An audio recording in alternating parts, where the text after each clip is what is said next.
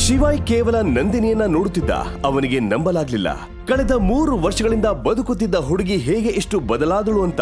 18 ವರ್ಷದ ನಂದಿನಿ ಮನಸ್ಸು ಹಾಲಿನಂತೆ ಶುದ್ಧವಾಗಿತ್ತು.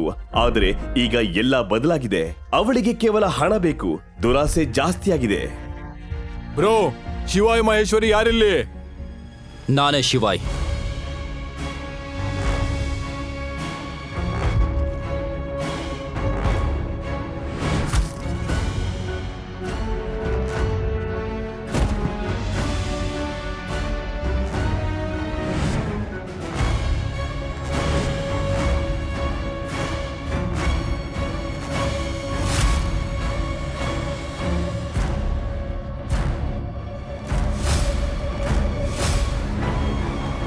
ದೇವ್ರ ಮೇಲೆ ಪ್ರಮಾಣ ಮಾಡಿ ಹೇಳ್ತಾ ಇದ್ದೀನಿ, ಇವತ್ತು ನೀವು ಯಾರೂ ವಾಪಸ್ ಹೋಗಲ್ಲ.